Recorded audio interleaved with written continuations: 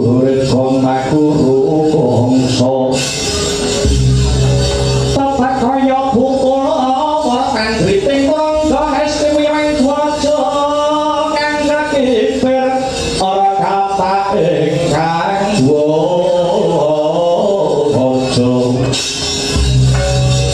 dwaja ayu selapit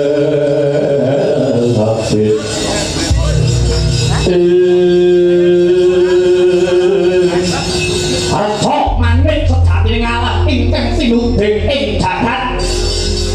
yo bandaku yo donyaku adikku sing banget tak tresnani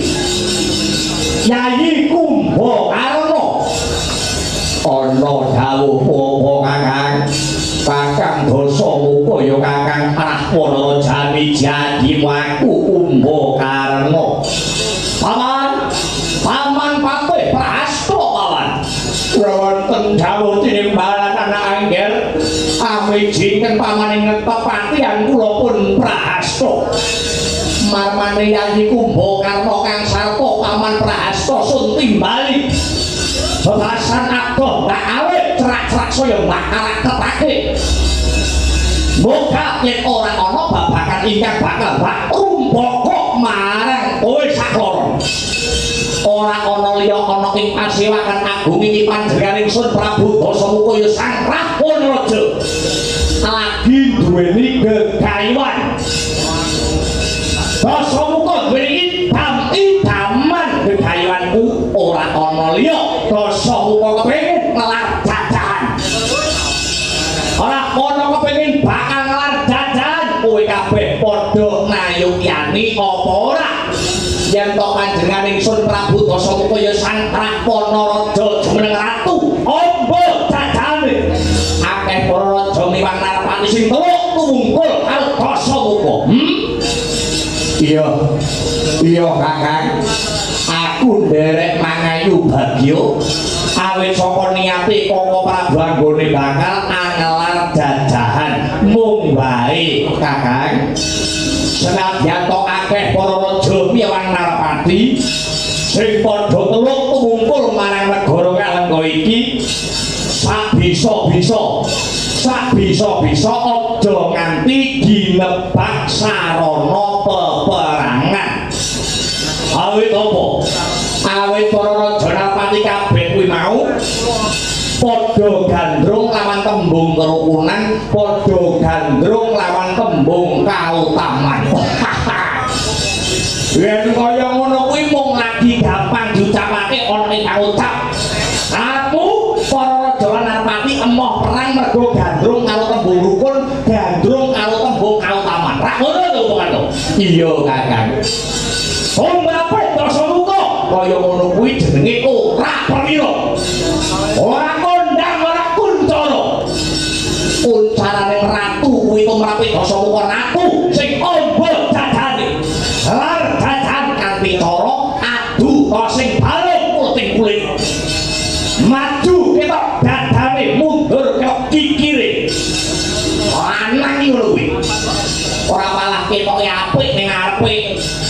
ketoke apik ning ngarepe mburi ngrasani elek gawe status lanang tak opo lho kuwi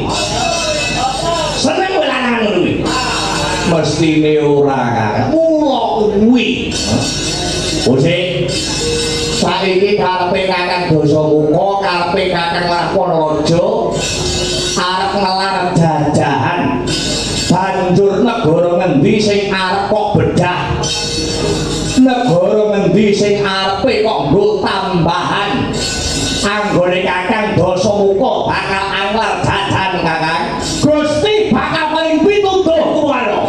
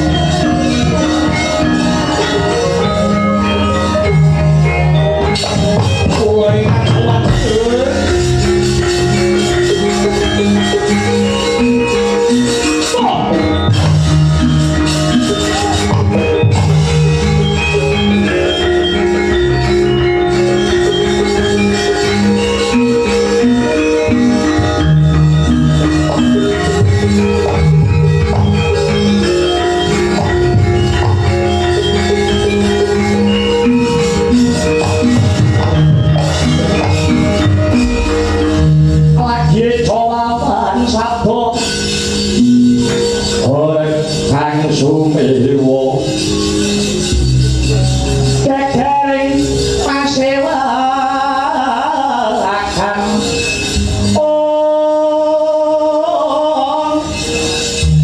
kata samyana arko wonten dwi praga mata padha kewan bilang sawenehan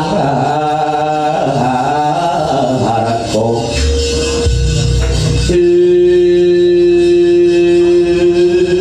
ambek pasang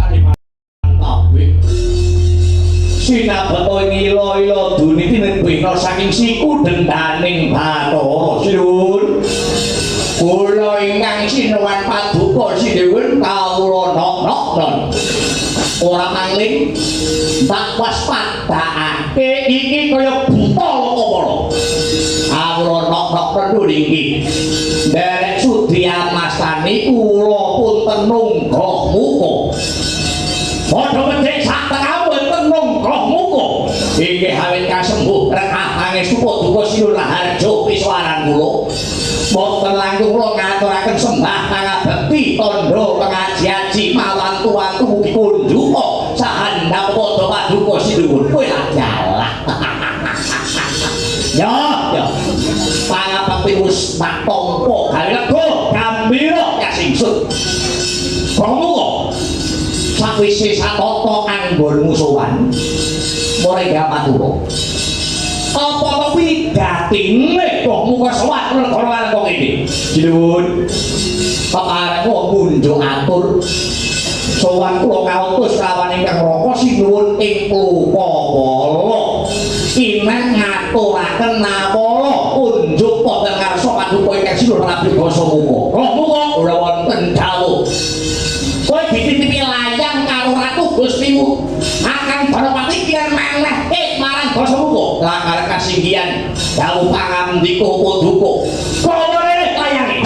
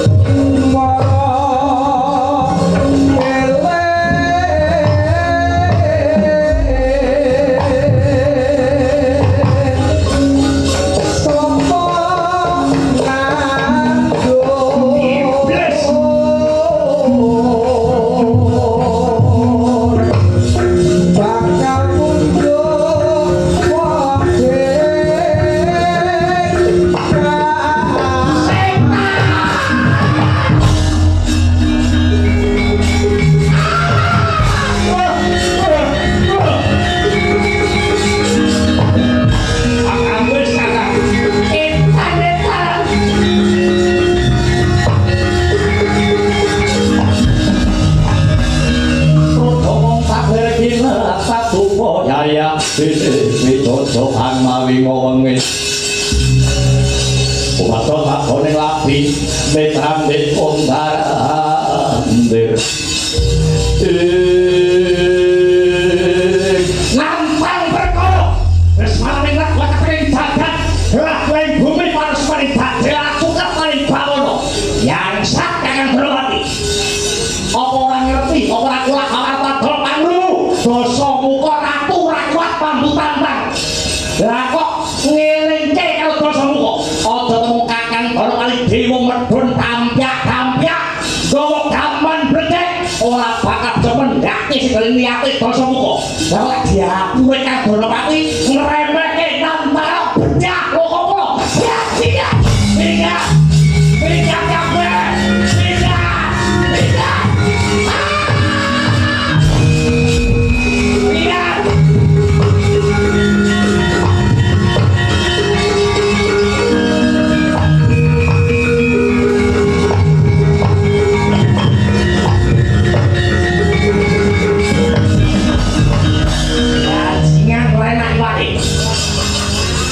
kurang ajar lantang halus halus samuka gelem ora gelem ngalengko kudu itu karo lokomo mubantuk ngasih saka Gusti Kang Wasih wajah perangko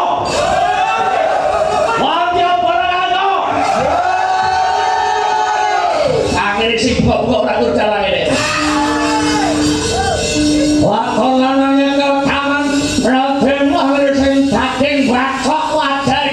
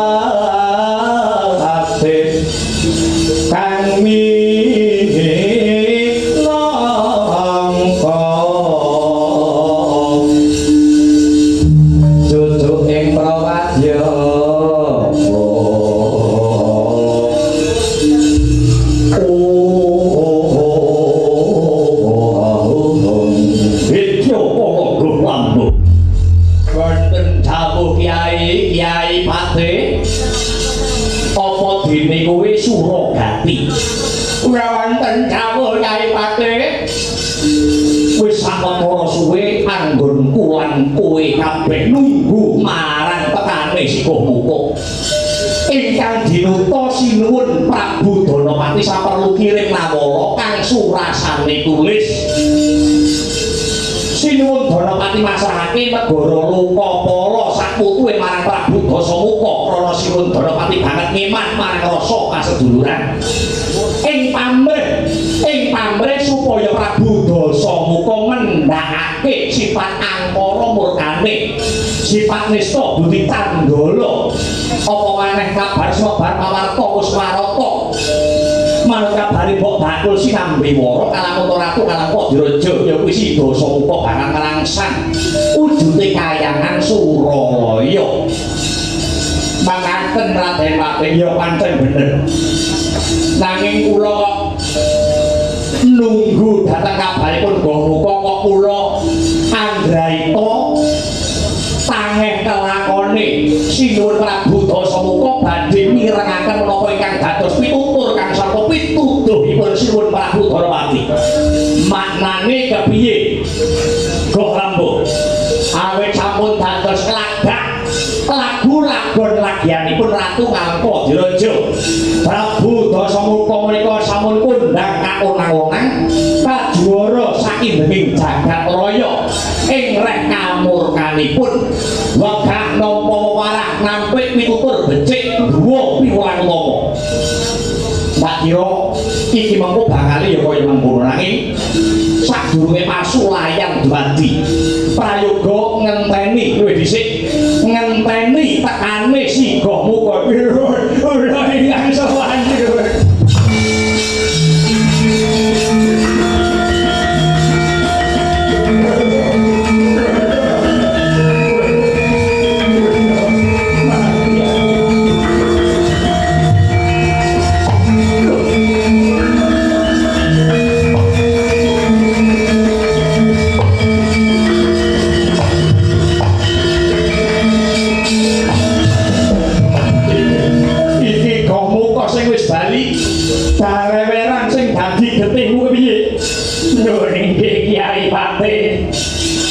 Pabriye pawartane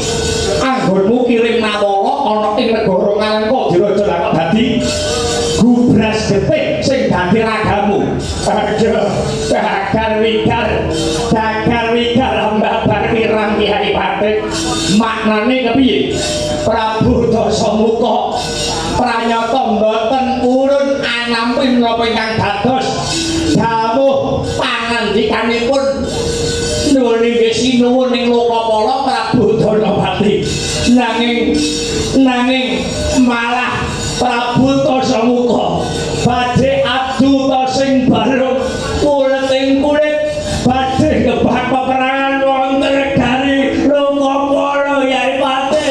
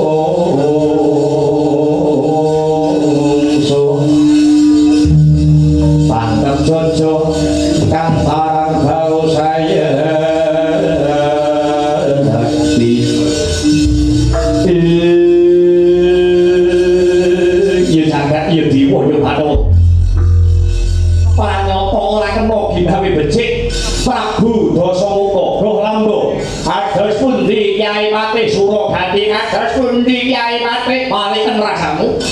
kirake wadyabala sacukup jangkae dhewe omong Goh Ngalengka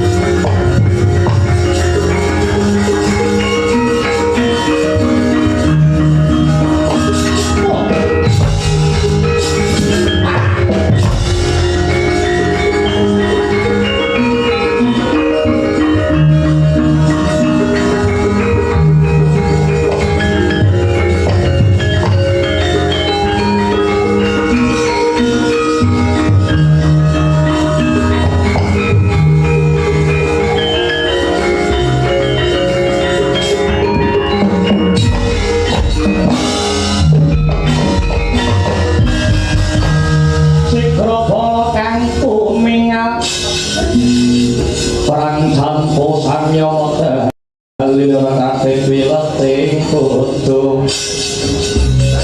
lertape wilating kodo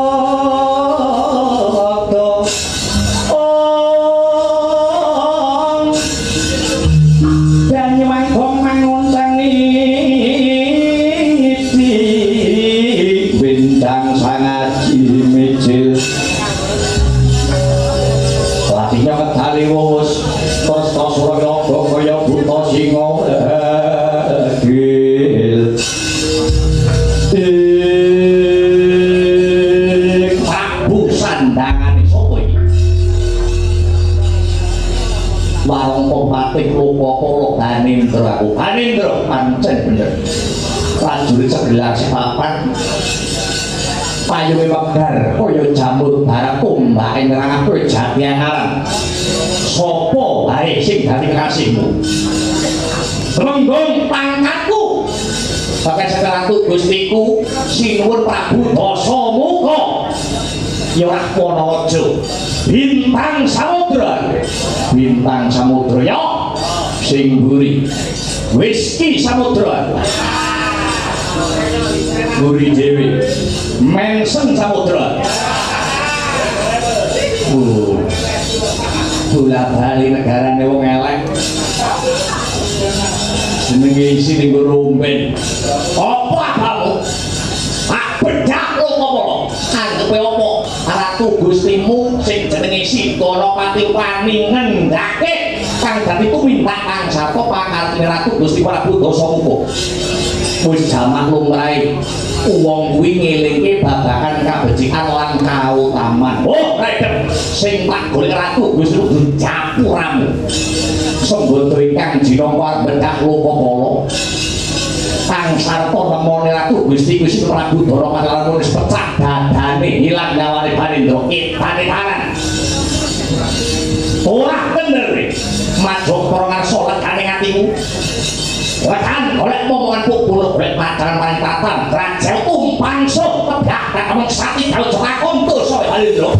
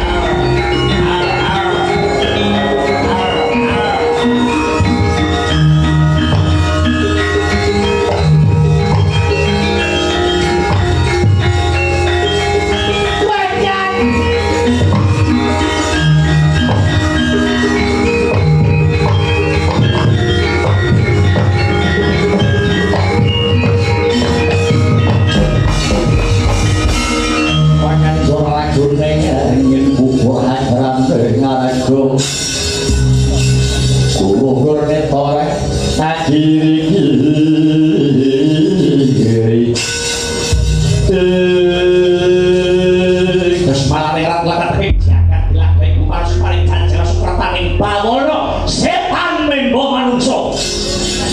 Padyabara negara ngalengka padha gulungan genderamu bongkok ana gaman we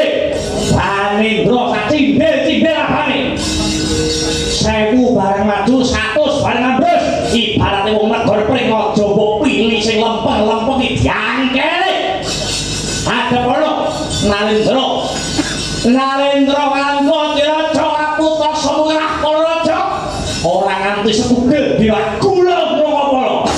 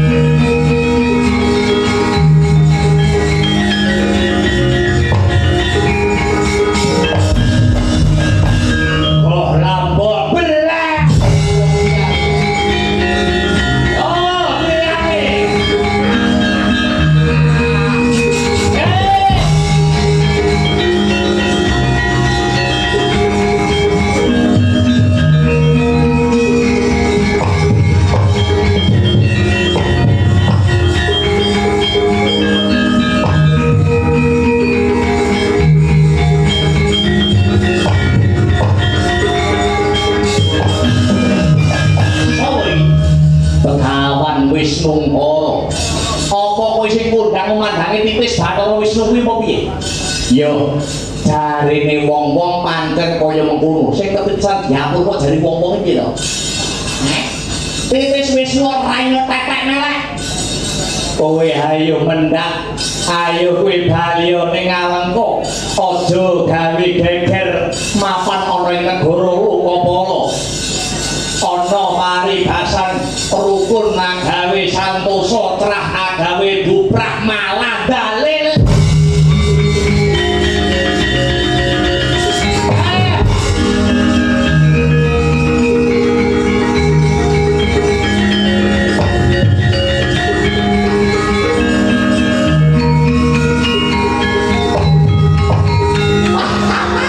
Iki dapure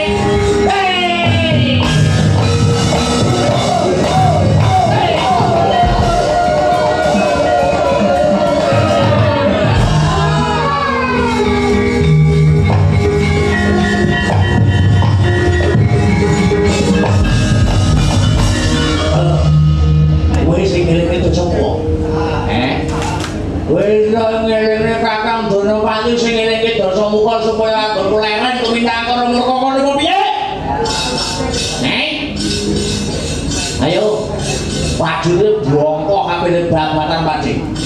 Yo. Ratu padha ratu, ayo Kakang Dalamati, ora usah gagas tembung dulur. Ning kene eneke wani apa wedi urip apa mati. Ayo. Nyanyi kok ah. Wani apa? Ayo tak ladeni ngejak pirang dina. Tane tanane.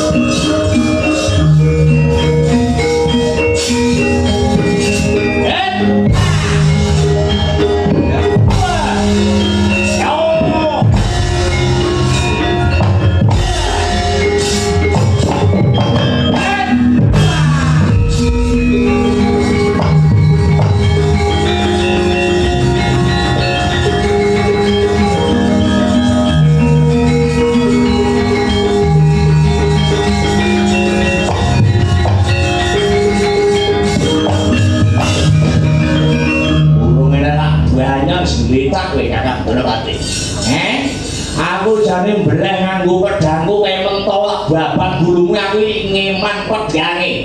Ngeman pedangku kecipratan getih wong pengecut kaya Dalamati. Ayo, ayo ngadeg kok ngejak pirate rawa rontek.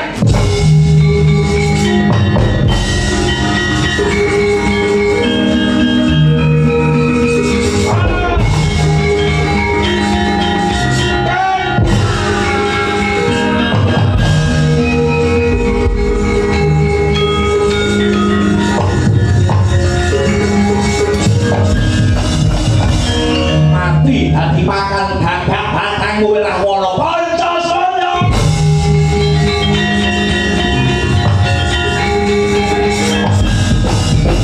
Rawa rontek.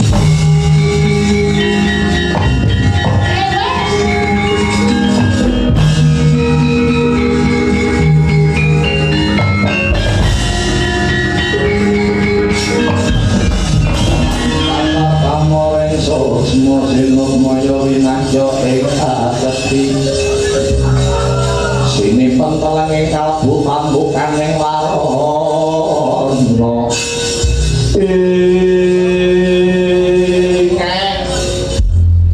Ngarodo ya kane Saputra. Ngene iki nek geger aku kami tuaning para dewa sing bingung.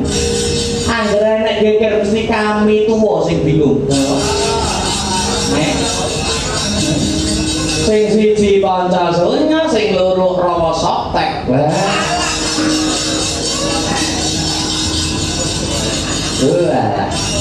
Wis kinodrat ing jagat winesti ing widi pinurba kelawan para dewa. Kalawan dina iki Dalamati wis pundhak sing dadi darmane urip ana ing Madyapada. Awit gedene lelabuhan Dalamati marang jagat saisine dina iki Dalamati kabanjut mapan ana ing kayangan didadekake dewa mapan ana ing kayangan Suralaya. Tugase utawa kewajibane ya kuwi kan njaga wujude kembang dewa Rena. Wis Dalamati.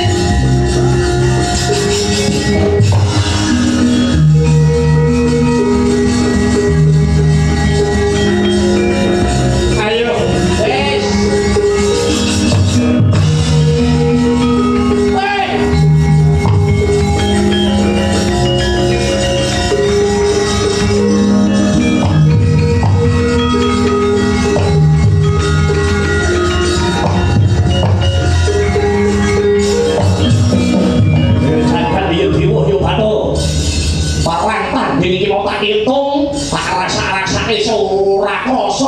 Ngentekke pitung dina pitung bengi anggonku bondo itung sakakeh Dalamati. Aduh kaseten antarane Pancasaya lawan Rama. Lah kok para dewa munggahke Kakang Dalamati. Oh ora inget. Lokapala bangune dina iki dadi kukubaning Rahwana. Lokapala dadi negara jajar ning Alokadiraja. Pak sawang kae kaya ana gunung. Mapan ana samburine negara Lokapala. Gunung kae kok sumunar mawa ketuwung. Kae sajake gunung kae isih klebu ke bawah perintah ana ing Kukuban utawa wilayah Lokapala.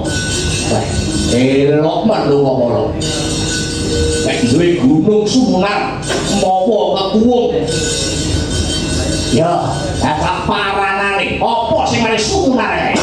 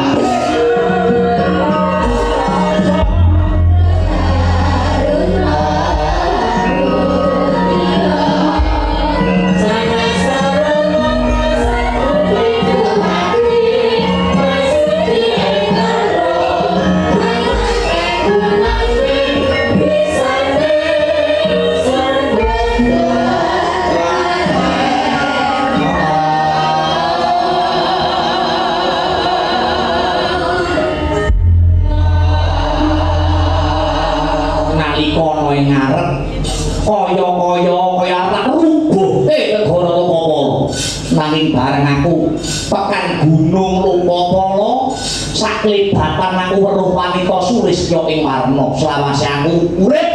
ngalengka iki kebak wong ayu nanging kok ora kaya iki ketemu itu ya lagi saiki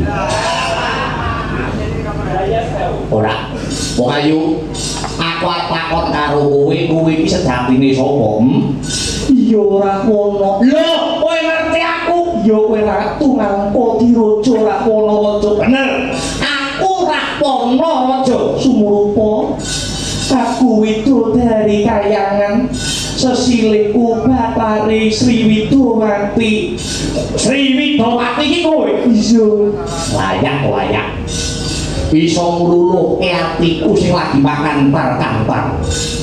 ning tak kira ora mung aku dhewe wis kok sapa wonge sapa to wonge nesuwa dikaya wong panggero kaya kene ane ajur atine danmu piye Dalam Widawati iki mau Lokapala kaya arep tak ubung-ubung ora remuk-remuk tak lebur-lebur ning aku bisa dadi luluh bareng aku weruh karo kowe wis sak api-apian ate gandeng kowe wis bisa ngluruhake aku Widawati pilihane nggon loro aku melu kowe apa kowe melu aku wis pilihan pilihan orang bilang aku melu kowe melu aku kowe njaluk apa negara Malang kok njaluk tak lenane Pondok kowe njaluk apa ngono nggih wong cecutuan kuwi dasare apa dasare tresno aku tresno karo kowe ana ing negara Malang kok iki tak data wong ayu iki jumlahe 1500 sing ayu karo manis sak jumlah ana 2200 sing ayu manis sedep ana 1500 sing ayu manis sedep gemati nggur 550 ning bareng tak rasa-rasake sing ayu manis sedep gemati sedep kewes kok nggur mlumpuk ning kowe kowe tresno karo aku ning aku ora tresno karo kowe kowe ngarani aku elek luwih kowe ngarani aku elek iki mergo kurang klaten nek nyawan ingin banget aku dadi judul ning wong angkara murko luwih becik tak entengake patiku wah akan no jeman mati deh aku kowe itu ati